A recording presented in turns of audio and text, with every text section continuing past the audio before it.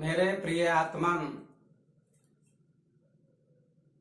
प्रत्येक मनुष्य महासुख की खोज कर रहा है। जब से सृष्टि है तब से प्रत्येक व्यक्ति महासुख की खोज में है। यहां तक कि पशु पक्षी भी महासुख की तलाश में होते हैं। सुबह से शाम तक पशु पक्षी महासुख की ही खोज में लगे रहते हैं, लेकिन उनको महासुख का पता नहीं चलता है। सुख तो प्राप्त हो जाता है, लेकिन महासुख प्राप्त नहीं हो पाता है। मानव भी महासुख की खोज में सदियों से लगा हुआ है, और जब तक महासुख नहीं मिलता है तब तक मानव प्रयास में रहता है कि महासुख कैसे मिलेगा।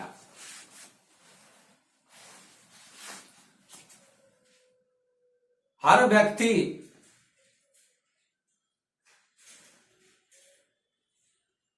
महासुख चाहता है। जब तक व्यक्ति को महासुख नहीं मिल जाता है तब तक वह अशांत रहता है। जिस प्रकार प्रत्येक नदी समुद्र में मिलने के लिए दौड़ती है, बहती है, और जब तक समुद्र नहीं मिल जाता है, नदी को समुद्र में नहीं प्रवेश कर जाती है नदी, तब तक नदी दौड़ती है, बहती है, प्रवाहित रहती है। और जब नदी समुद्र में प्रवेश कर जाती है तो नदी को महासुख मिल जाता है और नदी शांत हो जाती है। नदी की गति बंद हो जाती है, नदी का दौड़ना बंद हो जाता है। इसी प्रकार से प्रत्येक मनुष्य, प्रत्येक व्यक्ति महासुख की खोज में दौड़ रहा है। धन प्राप्त करता है महासुख के लिए, पद प्राप्त करता है महासुख के लिए, पैसे प्राप्त करता है महासुख के लिए, जमीन खरीदता है महासुख के लिए, मकान खरीदता है महासुख के लिए,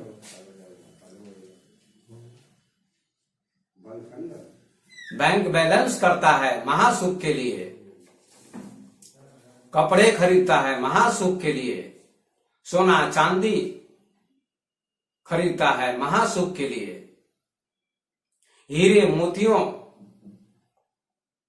को खरीदता है महासुख के लिए,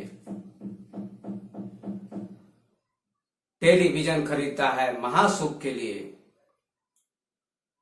मोटरसाइकिल खरीदता है महासुख के लिए, कार भी खरीदता है महासुख के लिए, हवाई जहाज तक खरीदता है महासुख के लिए, मोबाइल खरीदता है महासुख के लिए, लैपटॉप खरीदता है महासुख के लिए।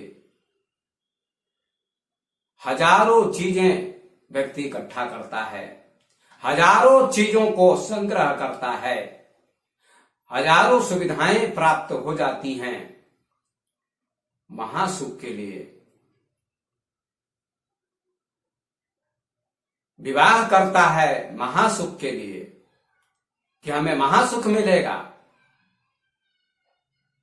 बच्चे पैदा करता है महासुख के लिए, बच्चों को पढ़ाता लिखाता है महासुख के लिए। सबके मूल में महासुख की इच्छा होती है। सभी चाहते हैं महासुख मिले, लेकिन महासुख नहीं मिल पाता है। पदार्थों से, वस्तुओं से महासुख नहीं मिलता है। जमीन ज्यादा हो जाने से महासुख नहीं मिलता है। सुख तो मिलता है, लेकिन महासुख नहीं मिलता है। मकान के बन जाने से सुख तो मिल जाता है, लेकिन महासुख नहीं मिलता है। टेलीविजन के आ जाने से, कार के आ जाने से, मोटरसाइकिल के आ जाने से सुख तो मिल जाता है, लेकिन महासुख नहीं मिल पाता है। व्यक्ति महासुख की तलाश में है। महासुख कैसे मिलेगा, इसी के लिए हर मानव प्रयासरत है, बेचैन है, परेशान है। महासुख की प्राप्ति कैसे होगी? सुख तो वस्तुओं से मिल जाता है, पत्नी से मिल जाता है, पति से मिल जाता है, वस्तुओं के संग्रह से मिल जाता है, लेकिन महासुख नहीं मिल पाता है। और जब तक महासुख नहीं मिलता है तब तक व्यक्ति प्रयासरत होता है। इसीलिए तो समाज में देखा जाता है कि लोग धन के लिए बेचैन होते हैं, पद के लिए बेचैन होते हैं, संपत्ति के लिए बेचैन होते हैं, बैंक बैलेंस के लिए बेचैन होते हैं, कार के लिए बेचैन होते हैं। एक कार हो जाती है तो 2 कार की इच्छा होती है, 2 कारें हो जाती हैं तो 3 कारों की इच्छा होती है। इस प्रकार से इच्छाएं बढ़ती जाती हैं, इच्छाओं का अंत नहीं है। इच्छाएं अनंत होती हैं और इच्छाओं की पूर्ति कभी नहीं हो पाती है। इसलिए कितना भी धन हो जाए, धन का अंबार लग जाए, फिर भी महासुख नहीं मिलता है। सुख मिलता है, अरबों खरबों रुपए बैंक में बैलेंस हो जाते हैं, फिर भी व्यक्ति संतुष्ट नहीं हो पाता है। धन से पूर्ण संतुष्टि नहीं मिलती है, पूर्ण तृप्ति नहीं मिलती है। पूर्ण तृप्ति कैसे मिलेगी, पूर्ण संतुष्टि कैसे मिलेगी, महासुख कैसे मिलेगा,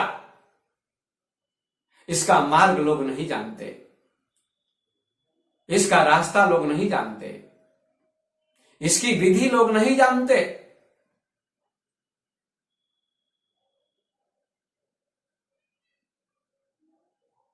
बुद्ध ने, महावीर ने, कपिल ने, कणाद ने, व्यास ने, वशिष्ठ ने, संदीपनी ने, वेद के ऋषियों ने, उपनिषद के ऋषियों ने, कबीर ने, नानक ने, दादू ने, दरिया ने, मीरा ने, विवेकानंद ने, शंकराचार्य ने, अष्टावक्र ने, पतंजलि ने, ओशो ने, कृष्णमूर्ति ने, समस्त महापुरुषों ने महासुख की खोज की और उनको महासुख मिल गया।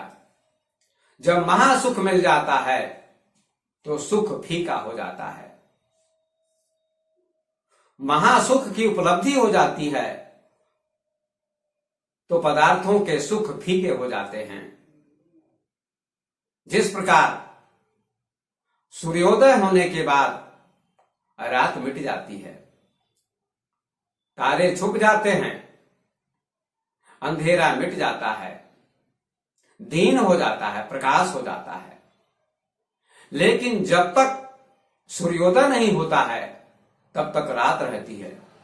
और रात में लोग बल्ब जलाते हैं प्रकाश के लिए, मरकरी जलाते हैं। पुराने जमाने में दीपक जलाते थे लोग, लेकिन मरकरी के जलाने से, दीपक के जलाने से, बल्ब के जलाने से प्रकाश तो हो जाता है, लेकिन दिन नहीं हो सकता है, रात नहीं मिट सकती है। रात तो तभी मिटेगी, अंधेरा तो तभी मिटेगा पूर्ण रूप से जब सूर्योदय होगा, सूर्य का आगमन होगा, तो अंधेरा मिटेगा, रात मिटेगी और दिन हो जाएगा। इसी प्रकार से हमारे संतों को, ऋषि मुनियों को, ज्ञानियों को, महापुरुषों को महासुख की प्राप्ति हुई। तो सुख फीका हो गया। बूंद को जब सागर मिल जाता है तो बूंद मिट जाती है, बूंद खो जाती है और सागर बन जाती है। संसार के सारे सुख बूंद के समान होते हैं, लेकिन बूंद को छटपटाहट होती है कि मैं सागर में कैसे मिलूं, और जब तक सागर में नहीं मिलती है बूंद तब तक पूर्णता नहीं होती है। जब सागर में बूंद मिल जाती है तो बूंद पूर्ण हो जाती है, सागर बन जाती है, अब बूंद नहीं रह जाती है। बूंद खोती है तो सागर बन जाती है।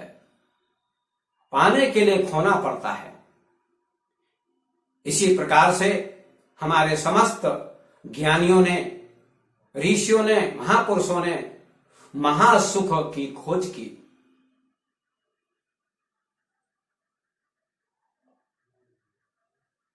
इसीलिए कबीर ने कहा, तुम्हारे पास जितनी भी संपत्ति हो जाए, जितना भी धन हो जाए, उदय से अस्त तक राज्य हो जाए, फिर भी तुमको संतुष्टि नहीं मिलेगी। उन्होंने कहा है, अरब खरब ले द्रव्य है, उदय अस्त ले राज, भक्ति महात्म न तुले, ई सब कौने काज। उदय से अस्त तक जहां सूर्योदय होता है और जहां सूर्यास्त होता है, वहां तक राज्य हो जाए तो भी व्यक्ति को संतुष्टि नहीं मिलेगी, शांति नहीं मिलेगी, महासुख नहीं मिलेगा। सुख तो मिल जाएगा लेकिन महासुख नहीं मिलेगा, शांति नहीं मिलेगी। संत सुंदर दास जी ने भी लिखा है, बहुत सुंदर चेतावनी दी है मानव को कि ज्यों 10 20 50 भय, सत होत हजार तो लाख मंगेगी, कोटि अरब खरब धरापति होने की चाह जगेगी, पृथ्वी और पताल के राज करे, तृष्णा अधिक और अधिक बढ़ेगी, सुंदर एक संतोष बिना, सट तेरी तो भूख कभी न भगेगी। बड़ी सुंदर बात सुंदरदास ने कही है कि कितनी भी संपदा मिल जाए फिर भी तुमको संतुष्टि नहीं मिलेगी। जब तक संतोष नहीं आएगा, संतुष्टि नहीं आएगी, तब तक महासुख नहीं मिलेगा। गोधन गजधन बाज धन और रतन धन खान, जब आवे संतोष धन तो सब धन धूरी समान। गाय मिल जाए, हाथी मिल जाए, घोड़ा मिल जाए और हीरे मोती मिल जाएं, फिर भी इनके प्राप्त होने पर भी व्यक्ति सुखी नहीं हो पाता है, महासुखी नहीं हो पाता है। जब मन में संतोष आता है, शांति आती है, तो व्यक्ति महासुख को उपलब्ध होता है, महासुख प्राप्त करता है। उसके बाद व्यक्ति की बेचैनी मिट जाती है, अशांति मिट जाती है, छटपटाहट मिट जाती है, दौड़ना बंद हो जाता है। सुबह से शाम तक व्यक्ति दौड़ते रहते हैं, लोग दौड़ते रहते हैं। गरीब ही नहीं, गरीब तो दौड़ते रहते हैं, कमाते हैं, मेहनत करते हैं, परिश्रम करते हैं रोजी रोटी के लिए। आज कमाते हैं, कल क्या खाएंगे इसकी चिंता गरीबों को होती है। पर जिनके पास धन का अंबार होता है, अरबों खरबों रुपए होते हैं, बड़ी बड़ी कोठियां होती हैं, बड़े बड़े बंगले होते हैं, कारें होती हैं, सुविधाएं होती हैं, वे भी असंतुष्ट होते हैं, अशांत होते हैं, उनकी भी इच्छा पूर्ण नहीं होती है। अनंत सुख की खोज में सभी लगे हुए हैं। अनंत सुख को ही महासुख कहा जाता है, जिसका अंत नहीं होता है, जिसकी सीमा नहीं होती है। उस सुख का नाम अनंत सुख है। उसी सुख को बुद्ध ने प्राप्त किया, महावीर ने प्राप्त किया, कबीर ने प्राप्त किया, महापुरुषों ने प्राप्त किया। और आपको वह मार्ग उन्होंने बताया। वह मार्ग क्या है? वह मार्ग है ध्यान, योग, भजन, ध्यान के मार्ग से, भजन के मार्ग से, योग के मार्ग से महासुख की प्राप्ति होती है।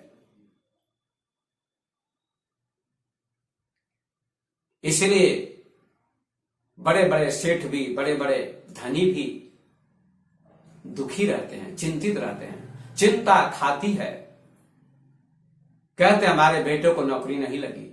कितनी भी संपत्ति होती है, कितना बड़ा मकान होता है, फिर भी आदमी रोता रहता है। ज्ञानी के पास जाता है, संत के पास जाता है और कहता है फला चीज की कमी है, मेरे बेटे को नौकरी नहीं लगी। अनेक चिंताएं होती हैं उसके मन में, चिंताओं से ग्रस्त होता है। चिंता से चतुराई घटे, शोक से घटे शरीर, पाप से लक्ष्मी घटे, कह गए दास कबीर। चिंता जिंदा को खा जाती है, चिता मरे को जलाती है, चिता मुर्दे को जलाती है, लेकिन चिंता जिंदा को जलाती है। इसलिए चिंता नहीं करनी चाहिए, चिंतन करना चाहिए। तो बड़े बड़े धनवान लोग भी दुखी हैं, चिंतित हैं, परेशान हैं। वे जब सदगुरु की शरण में आएंगे, सच्चे महापुरुष की शरण में आएंगे, आत्मज्ञानी की शरण में आएंगे, तभी उनकी चिंता मिटेगी। लेकिन वे अहंकार में होते हैं, घमंड में होते हैं। हम कैसे सदगुरु के पास जाएं, उनके सामने कैसे झुकें? ढोंगी और पाखंडियों के सामने झुकने जाते हैं। सत्यवादी ज्ञानी के पास नहीं झुकते हैं। इसलिए वे आत्मज्ञान से वंचित रह जाते हैं और भटकते रहते हैं, अशांत रहते हैं।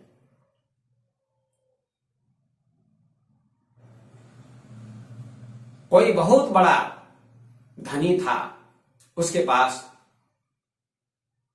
अरबों रुपए थे, बहुत बड़ा मकान था, फिर भी असंतुष्ट था। कोई न कोई कमी व्यक्ति को रहती है। कोई धनी है तो अस्वस्थ है, तो चिंता होती है। कोई गरीब है, वो स्वस्थ है, तो धन के अभाव में चिंतित रहता है। कोई सुंदर होता है, कोई कुरूप होता है, किसी को धन का भाव होता है, कोई धन से परेशान रहता है। इतना धन होता है कि खर्च करने के लिए अवसर नहीं मिलता है। फिर भी लोग दुखी होते हैं, दुखी रहते हैं। एक न एक दुख सबको होता है, एक न एक चिंता सबको होती है। इसलिए वह सेठ व्यक्ति किसी ज्ञानी के पास जाता है, संत के पास जाता है और कहता है बाबा प्रणाम, दंडवत, मेरे पास संपत्ति बहुत है, धन बहुत है, सुविधाएं बहुत हैं, बच्चे हैं, नौकर हैं, पत्नी है, लेकिन महासुख नहीं है। सुख तो है, महासुख नहीं मिल रहा है।